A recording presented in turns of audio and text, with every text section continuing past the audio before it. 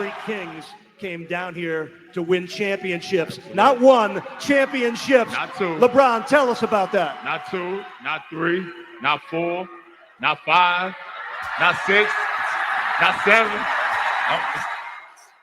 Of course, that's the very famous LeBron James line. Not one, not two, not three, not four, not five, not six, not seven.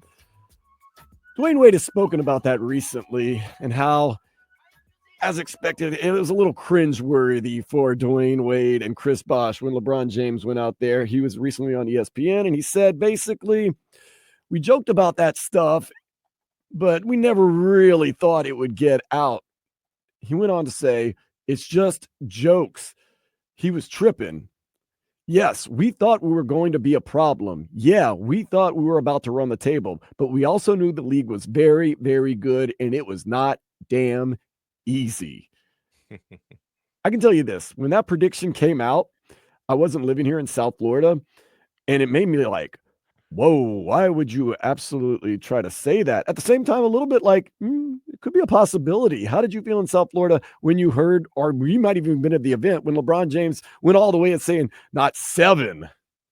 I freaking loved it. And actually, the only reason why I wasn't at the event was I was actually, I think, hosting a radio show during the time when he said that. I'm actually a little bit disappointed to hear Dwyane Wade publicly express, and he wasn't the one who said it, of course, LeBron was, but I'm a little disappointed to hear that any of them would like walk it back or almost apologize for it, because like that moment, Dan, like that was essentially a pep rally. Like it was an event that the Heat held. I didn't even know at the time that it was going to be televised. I guess it was televised locally on Fox Sports Sun or whatever it was called at that point. So obviously the footage got out nationally, and everyone was making fun of it for all the other NBA markets who hated Miami. But like that moment, that event, like that was for the Heat fans. Like that was for South Florida. That was a celebration of, we have just combined 3 of the top 10, maybe even 3 of the top 5 players in the NBA at that time, doing something unprecedented to come and play together. And listen, when LeBron said that, I think we all know, obviously, that's, actually win the next 7 championships would be a tall order. Like, I didn't think that was disrespectful to the rest of the league. I think that was LeBron expressing his excitement.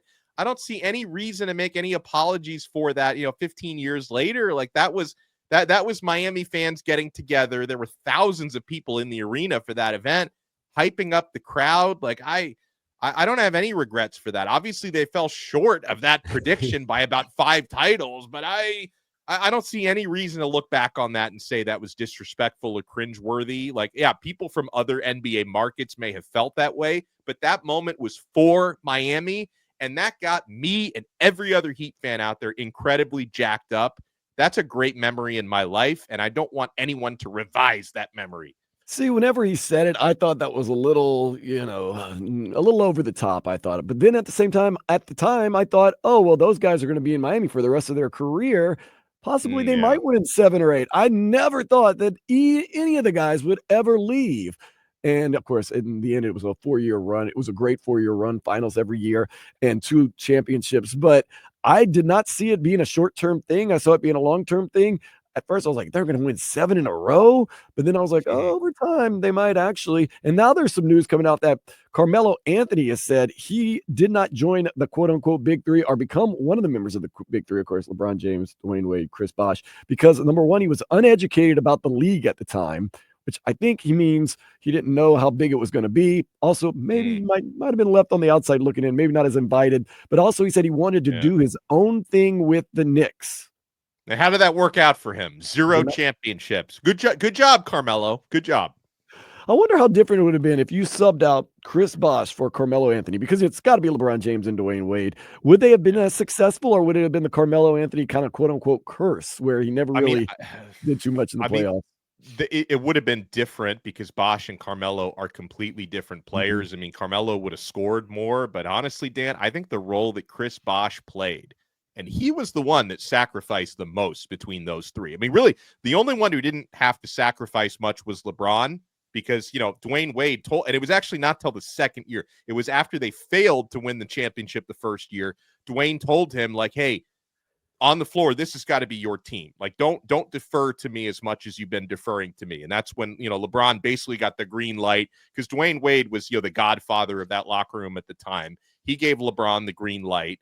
So LeBron didn't have to sacrifice much of anything. Dwyane Wade made that sacrifice to LeBron. But the guy who sacrificed the most was Chris Bosh, because Chris Bosh became the third scoring option and the floor spacer. And he played that role without complaining. And because he played that role, that actually made the team better. A lot of folks criticize Bosh. Oh, he's not assertive enough. No, he is playing a specific role to space the floor. You guys just don't understand the scheme that they're playing. Would Carmelo have sacrificed that way? Could he have sacrificed that way? I doubt it. So honestly, I think the mix of talent that Miami had between Bosh, Wade, and LeBron probably worked better than if you had Carmelo instead of Bosh. Yeah, Chris Bosh was the superstar, and I'm not misspeaking. He is a superstar in this league that got his hands and his elbows dirty and did what it took to win. He sacrificed a lot of people remembering him as a superstar and just a star so that this team could achieve. And yeah, Carmelo Anthony, we've seen big threes that blow up because it's not the right chemistry. It's not the right mix. He could have been one of those guys that maybe made the mix not so good, like the Brooklyn Nets experience or something like that.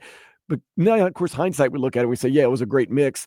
Carmelo Anthony would have given you that scoring, but would he have given you the other things that Chris Bosh brought? And I don't know. I don't think Carmelo Anthony would have been second fiddle to anyone when it comes to scoring. And I don't think the defense would have been there. I don't think the size would have been there as much. Could have blown up in the Heat's face. And, the rest of the nation would have absolutely loved to see the big three just implode like they did with the big three, quote unquote, big three in Brooklyn. So I think in the end, pretty good that everything went the way it went. It's good that Bosh came here. Thank goodness Bosh took on the role that he did take on, won a lot of championships, got his number retired. Carmelo Anthony went on his own ways and did his own thing, but the team stays together. I mean, there was nothing really stopping them from winning 5, 6, 7 championships. I think they were in the finals every year. Well, and really, I feel like the one that got away was that first one against Dallas. I mean, they had I think a 2-1 lead in the series, and then it was really a LeBron issue. I thought that cost them that final round because he I don't know if he was physically tired or maybe there was an injury we didn't know about, but all of a sudden he wasn't scoring anymore, and then the chemistry just looked off. And then the next 2 years the Heat were basically unstoppable. But then the fourth season, God, was San Antonio good. Like even the best version of the big three was not beating San Antonio that second time in that 2014 finals. But so that I don't have a whole lot of regrets about that one. I guess the regret would be had the Heat won that championship, maybe it's more likely LeBron would have stayed and not left. But that first one, like the Heat should have won 3 straight titles. So that's my regret, that it was 2 titles and not 3 with that group together. And that makes you really respect what the Panthers are doing right now. You see how hard it is in professional sports to win a championship. You had the big three of the best players in the league playing together, all on the same page. Obviously the best team, and you still only won 2 out of 4. The Panthers are going out there and just getting things done and making it look like, oh yeah, we expect them to win. They'll be all right. We got this. So and we'll get to that later too, where that ranks with everything else. But championships, as you see, they don't just grow on trees. You can't just take it for granted no matter how good your team is. That big three, I think they performed to the level that we expected them every year going to the finals, winning 2. Possibly they could have won 3. I think what surprised me most is, once again, the brevity of the big three era here in Miami.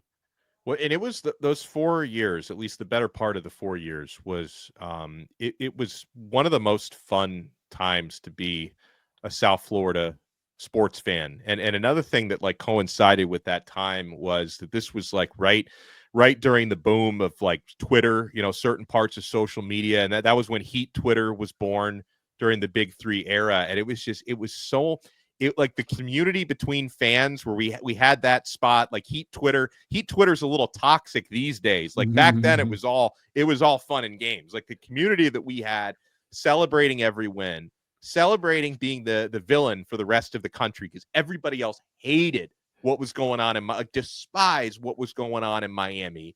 And then every time that Heat team, I mean, every time they played at, the arena, what's now Kaseya Center here, it was the biggest event in town. But then every time they went on the road, it was like the circus came to town. Like it was, everyone was trying to get tickets. Like it was kind of what we thought like Messi playing in the MLS would be, though. Like it was legit back during the Big Three era. Like everyone wanted to get, God forbid, like LeBron or Wade would sit out one of those road games. We need our money back because we didn't get the full Big Three or whatever. Like it was such a fun time to be a South Florida sports fan. And we were starving, Dan, for that sort of success. I know the Heat did win a title a few years before that with a very, very different sort of team. They weren't nearly as Hollywood as that, but, Dolphins hadn't won anything, still haven't won anything since the 70s. And we were kind of over, the Marlins championships in 97 and 03. We were just starving for local titles and to have a juggernaut team. And it just being in Miami during that time, it felt as though Miami was the epicenter of the sports universe for 4 years. I remember that time so fondly. Dono, it's one thing to look back and say, man, those times were really special. At the time, I might not have realized it, but now I look back and realize it. You had the luxury and the good fortune of being in that moment and knowing it was that moment. That's what's really special about it. Yeah, like I can, and I for the first part of that run, like I was living in an apartment like not far from the arena, right? I was there, for a couple of years before the Big Three came together, and then like right after the Big Three came together. And I remember like you'd be like walking by before they got them together. You'd be like walking by the arena, and sometimes someone's like, "Oh yeah, the Orlando Magic are in town for like a Tuesday night regular season game. Here's free tickets for you," right? That all changed. Like that all completely changed once you got that group together. It was just absolutely electric, and being able to cover game. Like I was actually working at the time for $7.90 the ticket, and being able to go out and like people were like fighting over like who's going to cover the game tonight, right? Like it was like, oh yes, I get to cover the Heat tonight on a random Wednesday night regular season game. It was just so electric. If I was in the area by the whatever it might have been at the time, AAA Arena or Kaseya Center, just people watching, people going to the games on a random Wednesday night must have been amazing. Oh yeah, and if I, if I was sitting with the media section, that was always at the same spot. But if I was like getting tickets to go to a game, I was like always in the upper level, because those lower bowl seats, like I don't know how it compares to today's prices, but like. I had to take out a mortgage to get, and you go to games, I'd be sitting in the 300s or the 400s sometimes, and you look down, everyone in the 100s are wearing like Versace, and they're not paying attention to the game. They're like making their South Beach play. It was just a place to be seen, where the real fans were up in the 300s and the 400s. It was like, it was all the South Beach socialites who were down in the 100s, because it became the hottest event in town. Everyone wanted to be on TV, and they wanted to be seen at those games. Man, what a magical time. Got 2 championships out of it. Maybe set this organization on a different path than they would have been, a better path, I will argue. Maybe Pat Riley can get us back. 80 is the new 60, he says. Not 1, not 2, not 3, not 4, not 5, not 6, not 7. We shall wait and see.